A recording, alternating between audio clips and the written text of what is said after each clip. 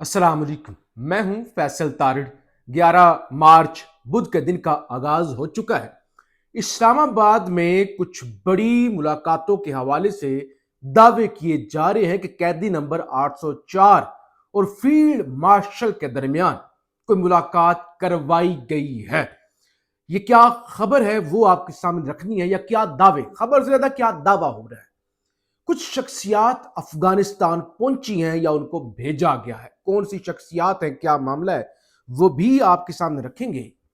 फिर जनाब, शमाली कोरिया की एम्बेसी को तेहरान के अंदर हिट किया गया है, और शमाली कोरिया के सदर को तो आप जानते ही हैं, किम जोंग उन।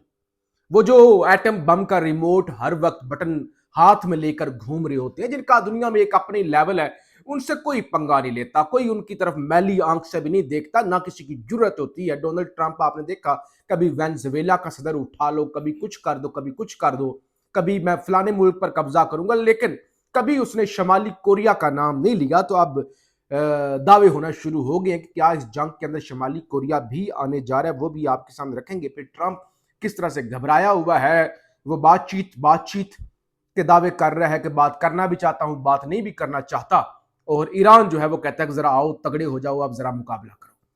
ये सारी चीजें आपके सामने रखनी है। आपसे गुजारिश है इस यूट्यूब चैनल को जरूर सब्सक्राइब करें, वीडियो को लाइक करें, शेयर करें, और फीडबैक जरूर दिया करें। सबसे पहले ये जो दावा हो रहा है सीनियर सहाफी जुल्फकार राहत, उनसे मनसूब ये दावा है। दावा ये हो रहा है कि किसी बंदे ने, किसी मिडल मैन ने फील्ड मार्शल आसिम मुनीर साहब और इमरान खान साहब की मुलाकात करवाई है। लेकिन यानी सुनने में यह दावा यकीन नहीं होता। मेरे पास भी यह दावा को तकरीबन पिछले को 12 घंटों से था, लेकिन ज़ाहिर यकीन हुआ, फिर यह फैलने लगा। मुख्तलिफ जो नाउन सहाफ़ी हैं उन्होंने सोशल मीडिया पे, एक्स पर इसको पोस्ट करना शुरू कर दिया। तो मुझे लगा कि हो सकता है कुछ सीरियस मामला हो, अगर इस पर यकीन नहीं होता कि कुछ इस तरह का हुआ होगा। कहते हैं कि फील्ड मार्शल आसिम मुनीर और इमरान खान की मुलाकात करवा दी है, जिसमें गलत फहमियां दूर हो गई हैं। दोनों की गपशप हुई, माजी में जो कुछ हुआ उसे छोड़ने पर दोनों राजी हो गए। 2026 इलेक्शन का साल होगा। अब कोई अप्रैल फर्स्ट भी नहीं है कि बंदा कहे कि ये कोई मजाक है, कि झूठ ऑफ द एयर है। लेकिन बहरहाल ये सहाफी के हवाले से ये दावा किया गया, जब मैं रिकॉर्डिंग कर रहा हूं रात 12:30 बजे का, 12:15 का वक्त है, अभी तक कोई तरदीद नहीं आई। पिछले 12 घंटों से ये दावा जो है वो सोशल मीडिया पे सर्कुलेट हो रहा है। एक तो ये, और जाहिर अगर ऐसा होता है, क्योंकि बैकडोर देखे ना, गुज़श्ता दिन भी अडियाला में बुशरा बीबी की 30 मिनट तक इमरान खान साहब से मुलाकात करवाई गई, और मुख्तलिफ सहाफी दावा कर रहे हैं जी बैकडोर चीजें चल रही हैं। और जाहिर है पहले तो इस तरह की चीजें खान एनआरओ मांग रहा है, लेकिन फिर वो राना सनाउल्लाह साहब ने खुद ही बता दिया था, भाई खान खान किसी बात पे नहीं आ रहा, बार बार उसे डील ऑफर्स की जाती है, लेकिन वो डील कोई भी जो है वो मानता नहीं है। अच्छा, खबर ही आई, मुख्तलिफ दावे हुए, और फिर उसके बाद उन दावों की तस्दीक होना शुरू हो गई कि काबल की यख बस्ता फजाओं और हल्की फुल्की बूंदाबांदी के दरमियान पाकिस्तान और अफगानिस्तान के दरमियान जमी हुई सख्त बर्फ के पिघलने की इतलात सामने आ रही हैं। अफगान मीडिया ने मुख्तलिफ जराए के हवाले से खबर दी है कि इस वक्त उलमा पर मुश्तमिल 3 रुकनी वफ्द, और ये तीनों जो आलम कह ले, मौलवी कह ले, स्टैब्लिशमेंट के बड़ा करीब है, वो लोग हैं, और जिहादी भी रहे हैं या जिहादी तंजीमों की सरपरस्ती है, जो भी, यानी इनका एक बड़ा कंजर्वेटिव सा नजरिया है, और जाहिर है तालिबान भी कंजर्वेटिव है।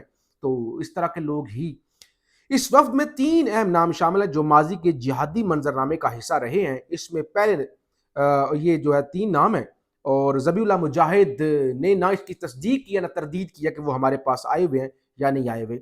मौलाना फजल रहमान खलील, ये फजल रहमान वो वाले नहीं, JUIF वाले नहीं, ये मौलाना फजल रहमान खलील साहब हैं, ये इस वफ्द के अंदर शामिल हैं। मौलाना अब्दुल्ला शाह मजर हैं, और मौलाना साजिद उस्मान इस वफ्द के अंदर शामिल हैं, और ये बड़ा यानी जो है करीब समझे जाते हैं ताकतवर हलकों के।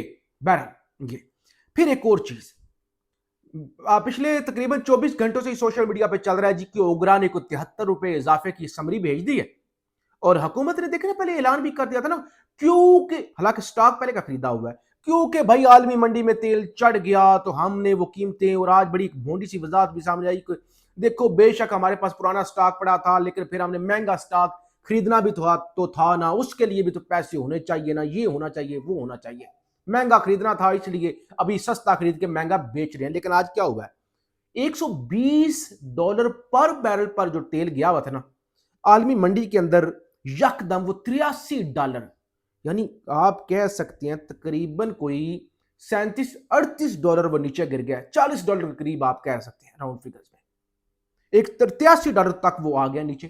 آپ بتائیں، آپ نے تو مہنگا کیا تھا نا کہ تیل عالمی منڈی میں مہنگا ہوا ہے، اب ہو گیا عالمی منڈی میں سستا۔ پاکستان میں ابھی بھی باتیں چل رہی ہیں، نہیں جی ابھی $70-73 اور مہنگا ہو سکتا ہے، اور کہا جاتا ہے بھائی ہم نے $55 بڑھایا ہے، ہم 110 بھی کر سکتے تھے۔ اور جو لوگ یہ کہہ رہے تھے عالمی منڈی میں مہنگا ہو گیا تو ہم بھی مہنگا بیچیں گے، اب ذرا بتائیں، اب عالمی منڈی میں تو $83 پر آ گئے، اب کیا صورتحال ہے؟ اس وقت کہہ رہے تھے نا کہ 106 107 پہ چلا گیا تو اس حساب سے ہم نے قیمتیں بڑھائیں گے، اب کریں نا ذرا کم، $83 والے لے کے آئیں۔